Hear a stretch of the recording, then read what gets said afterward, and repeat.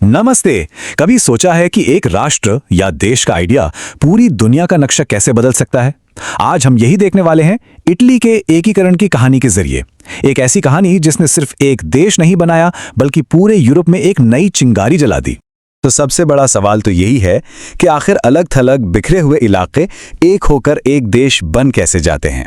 इसका जवाब हमें मिलेगा इटली की कहानी में, जो दिखाती है कि कैसे सिर्फ एक आइडिया एक पूरे के पूरे राष्ट्र को जन्म दे सकता है। तो चलिए इस पहेली को सुलझाना शुरू करते हैं। सबसे पहले यह समझना जरूरी है कि एकीकरण से पहले इटली कैसा दिखता था। ये वो इटली नहीं था जिसे हम आज जानते हैं, बल्कि ये तो कई टुकड़ों का एक समूह था, एक उलझी हुई पहेली की तरह। मतलब इटली नाम तो था, पर असल में कोई एक देश नहीं था। ये कई छोटे बड़े बिखरे हुए राज्यों का एक झुंड था, जहां रहने वाले लोगों में कोई एक जैसी, कोई साझी पहचान नहीं थी। उस समय तो कहा भी जाता था कि इटली बस एक भौगोलिक अभिव्यक्ति है, मतलब सिर्फ नक्शे पर एक जगह का नाम है, कोई राष्ट्र नहीं। तो फिर ऐसी क्या चीज थी जिसने इन सब टुकड़ों को जोड़ा? वो था एक बहुत ही शक्तिशाली विचार, और वो विचार था राष्ट्रवाद का, जिसने एक गोंद की तरह काम किया और इन सब हिस्सों को एक साथ चिपका दिया। तो ये राष्ट्रवाद असल में है क्या चीज?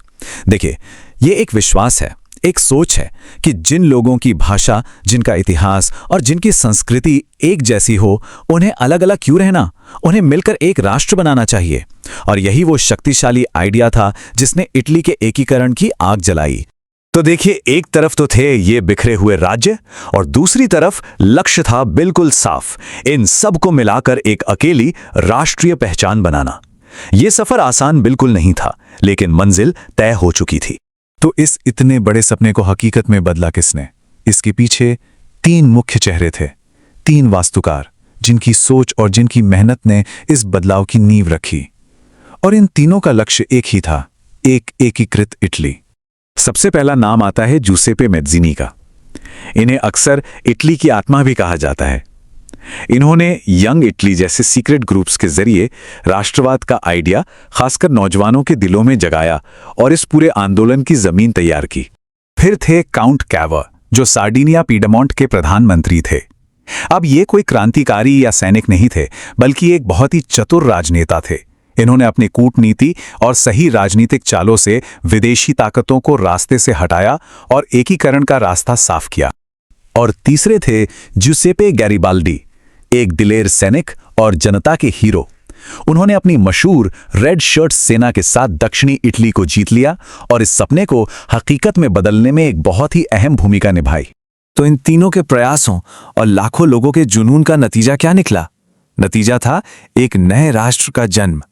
ये एक ऐसी सफलता की कहानी थी जिसने न सिर्फ इटली बल्कि पूरे यूरोप का भविष्य बदल दिया। और ये कोई छोटी मोटी उपलब्धि नहीं थी। सोचिए, कई अलग अलग राज्य जो सदियों से बटे हुए थे, वो सब मिलकर एक राष्ट्र बन गए थे। जो टुकड़े कभी बिखरे हुए थे, वे अब जुड़कर एक मजबूत देश बन चुके थे। और इसीलिए इसे सिर्फ एक देश का बनना नहीं माना गया, इसे कहा गया राष्ट्रवाद के लिए एक बड़ी सफलता। ये सिर्फ इटली की जीत नहीं थी, ये उस विचार की जीत थी कि लोग अपनी साझी पहचान के आधार पर एकजुट हो सकते हैं और अपने किस्मत खुद लिख सकते हैं। लेकिन कहानी यहां खत्म नहीं होती। इस जीत का असर इटली की सरहदों तक ही नहीं रुका, इसका प्रभाव लहरों की तरह पूरे यूरोप में महसूस किया गया। इटली की ये सफलता यूरोप के उन दूसरे लोगों के लिए एक उम्मीद की किरण बन गई जो अपनी पहचान और आजादी के लिए लड़ रहे थे। ये एक जीता जागता उदाहरण था जिसने सबको दिखाया कि जो असंभव लगता है उसे भी हासिल किया जा सकता है। और इसका सीधा नतीजा ये हुआ कि यूरोप के दूसरे हिस्सों में भी राष्ट्रवादी आंदोलनों को एक नई ताकत मिली। जर्मनी से लेकर बाल्कन तक लोगों ने देखा कि अगर इटली एक हो सकता है तो वो भी हो सकते हैं। तो ये पूरी कहानी हमें एक बहुत दिलचस्प सवाल पर लाकर छोड़ देती है। अगर एक राष्ट्र के बनने की कहानी पूरे महाद्वीप को बदल सकती है, तो वो अगली कहानी कौन सी होगी जो हमारे आने वाले समय को, हमारे भविष्य को परिभाषित करेगी? ये एक सोचने वाली बात है।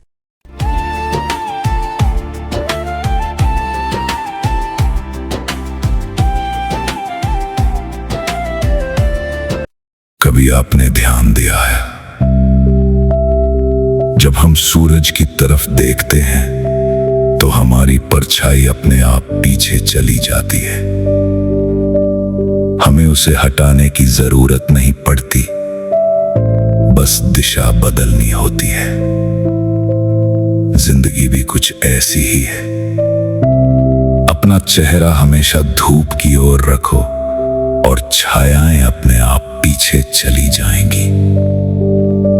ये सिर्फ एक लाइन नहीं है, ये एक जीने का तरीका है। हम अक्सर अपनी जिंदगी में अंधेरों पर ज्यादा ध्यान देते हैं। किसने क्या कहा, क्या गलत हो गया, कहां हम हार गए, और इसी सोच में हम अपनी ही रोशनी से दूर हो जाते हैं। लेकिन सच्चाई यह है, अंधेरा कभी अपने आप नहीं जाता, हमें खुद को रोशनी की तरफ मोड़ना पड़ता है। जब आप अपने सपनों की तरफ देखते हो, जब आप अपने लक्ष्य पर फोकस करते हो, जब आप अपने अंदर की उम्मीद को जिंदा रखते हो, तो आपकी परेशानियां, आपकी असफलताएं धीरे धीरे पीछे छूटने लगती हैं। आपकी जिंदगी में भी मुश्किलें आएंगी। ऐसे दिन आएंगे जब सब कुछ गलत लगेगा, जब लगेगा कि बस अब और नहीं हो सकता। लेकिन उसी समय आपको याद रखना है, आप किस दिशा में देख रहे हो।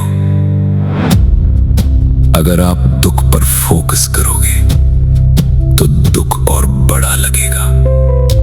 अगर आप समस्या पर फोकस करोगे तो रास्ता दिखाई नहीं देगा। लेकिन अगर आप उम्मीद पर ध्यान दोगे, अगर आप अपने अंदर की ताकत को पहचानोगे, तो वही मुश्किलें आपको मजबूत बनाने लगेंगी। जिंदगी में असली ताकत ये नहीं है कि आपके पास समस्याएं नहीं हैं, बल्कि ये है कि आप उन समस्याओं के बावजूद भी आगे बढ़ रहे हो। हर सुबह सूरज निकलता है, बिना ये सोचे कि कल क्या हुआ था। वो बस अपनी रोशनी फैलाता है। आप भी वही कर सकते हो। कल की गलतियों को पीछे छोड़ो, लोगों की बातों को पीछे छोड़ो, अपने डर को पीछे छोड़ो और बस अपनी धूप की तरफ देखो। आपके सपने, आपका लक्ष्य, आपकी पहचान।